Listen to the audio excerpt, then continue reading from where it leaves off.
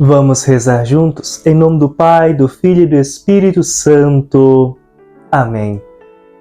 Amados filhos, feliz Páscoa para todos vocês. Hoje experimentamos a alegria pascal, a alegria da ressurreição de Cristo que nos leva à vida nova em Deus.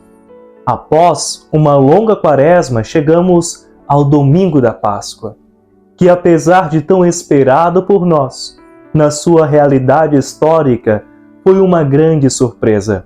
Sim, parece estranho, mas foi isso que aconteceu. Jesus havia preparado seus discípulos para sua morte e ressurreição. Os evangelhos sinóticos nos dizem que por 3 vezes Jesus previu a sua ressurreição e os apóstolos perguntavam entre si o que queria dizer ressurreição dos mortos. Não que eles não entendessem a palavra, é que se Jesus costumava falar em parábolas, não seria também isso uma delas? Afinal de contas, não é que a ressurreição dos mortos seja incrível por ser impossível, é que o nosso coração está habituado às más notícias. Cremos muito mais na maldade, na tristeza e na desgraça do que na boa nova. No entanto, a Páscoa é uma boa nova, é um evangelho, a única notícia que deveria estar nas manchetes dos jornais. Por quê? Porque a Páscoa é algo novo. Finalmente, algo novo aconteceu. O resto é velho, é coisa já acontecida. Notícias de desgraças, de maremotos, de guerras, de fome, de peste, de traição, de pecado, de miséria, tudo isso já aconteceu. Numa escala maior ou menor, em geografias diferentes, em tempos e circunstâncias históricas diferentes, mas tudo já aconteceu. Aquilo que ainda não tinha acontecido, o verdadeiramente novo, é a entrada da vida divina nesta história de morte para triunfar no nosso meio. E ela, de fato, entrou. A alegria da Páscoa consiste nessa vitória, surpreendente sobre o pecado e a morte, não porque Cristo não tivesse nos preparado para ela, mas porque a nossa incredulidade, a nossa falta de inteligência e os nossos corações, lentos para crer, nos tornaram incapazes de apreender essa verdade luminosa. Na noite passada, celebramos a Vigília Pascal, a grande luz de Cristo, que deve iluminar as nossas vidas. No entanto, é difícil de crer nela. Por isso, a Igreja repete todos os anos esse exercício de fé, que é celebrar a Páscoa. Com esse domingo de Páscoa, iniciamos um grande exercício de fé, que irá durar 50 dias. O tempo pascal, tempo em que nós, tendo vivido a purificação da quaresma, precisamos nos voltar para a luz de Cristo e fazê-la crescer dentro de nós. Sejamos bem concretos e saiamos da teoria.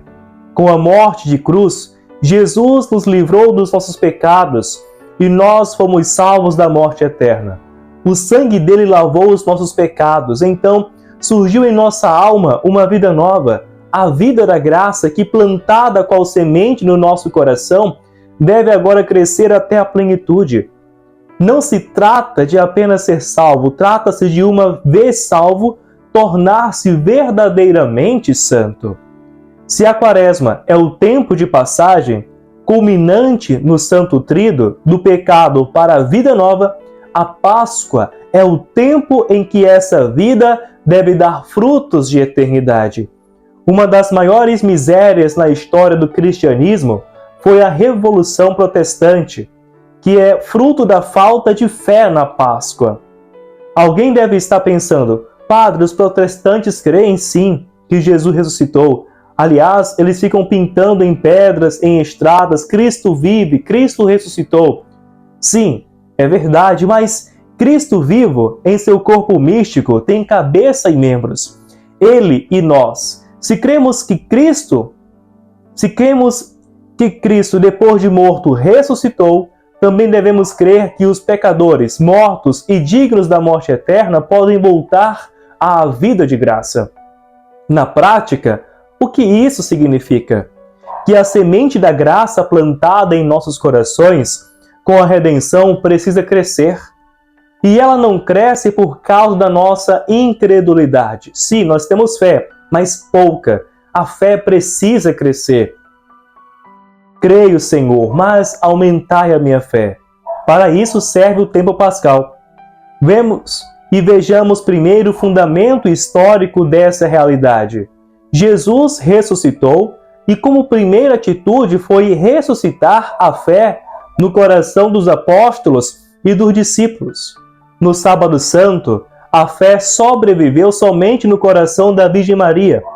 Por isso a alegria pascal é antes de tudo uma alegria mariana. A antiga liturgia romana celebrava a missa da Vigília Pascal na Basílica de Santa Maria. Por quê? Porque não há criatura que mereça gozar das alegrias pascais mais do que a Virgem Santíssima.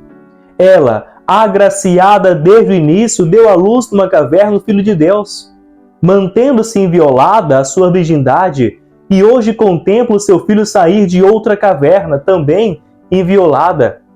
É uma coisa, aliás, na qual as pessoas não param para pensar. Jesus saiu do sepulcro fechado. Os anjos que rolaram a pedra abriram o sepulcro, não para Jesus sair, mas para nós entrarmos e vermos que ele já não estava lá. Por que procurais entre os mortos aquele que está vivo?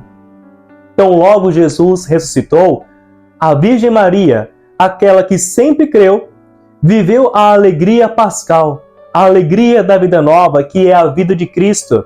Sim, mas é também a de seus outros filhos que iriam nascer e multiplicar-se ao longo dos séculos.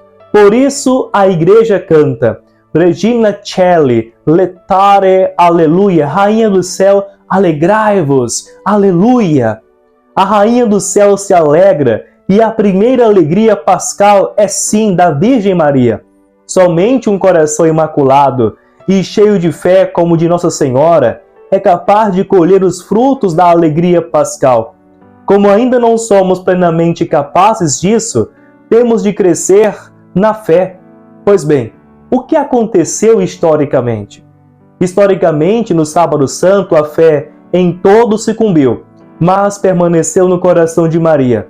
Por isso, após a ressurreição, Jesus precisa ressuscitar a fé no coração dos discípulos. Na manhã de Páscoa, enquanto o caminho para o sepulcro, as santas miróforas vão pensando: como iremos abrir o sepulcro? Esperam ungir um cadáver, logo vão sem fé. Quando levam a notícia do sepulcro vazio a Pedro e a João, os dois saem correndo até o sepulcro, mas correm incrédulos. Quando João entrou e viu os sinais da ressurreição, o sudário ainda intacto, ele viu, e só então creu. A fé começou a ressuscitar na alma dos apóstolos. No tempo pascal, durante 40 dias até a ascensão, Jesus faz várias aparições aos discípulos de Emaús, aos 11 no cenáculo, a São Pedro, para ressuscitar a fé dos apóstolos e fazê-la crescer cada vez mais. É isso que também nós precisamos fazer. Essa é a missão do tempo pascal. Um tempo voltado para o crescimento da fé. A chama acesa no nosso coração pelo batismo precisa crescer. Por isso, no tempo pascal, o cristão deve comprometer-se, ter a vida de oração, onde se realiza verdadeiramente o ato da fé. Não é possível ver a fé crescer sem exercitá-la. O que acontece quando se reza? Busca-se uma verdade para amá-la. Rezar é meditar, é buscar a luz do Cristo ressuscitado, ruminando as verdades de Deus.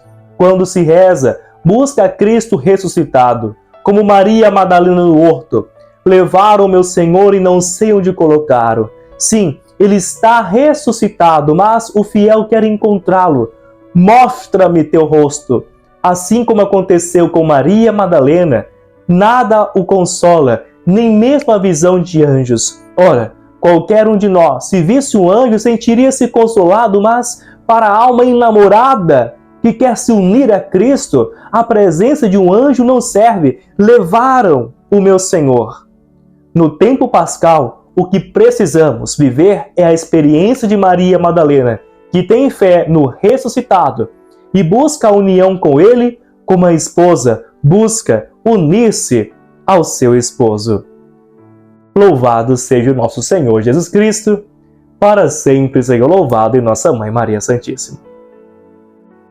Ó minha Senhora, ó minha Mãe, eu me ofereço inteiramente todo a vós, e em prova da minha devoção para convosco eu vos consagro nesse dia, os meus olhos, os meus ouvidos, a minha boca, meu coração, inteiramente todo o meu ser, e porque assim sou vossa incomparável Mãe, guardai-me e defendei-me, como coisa e propriedade vossa. Amém.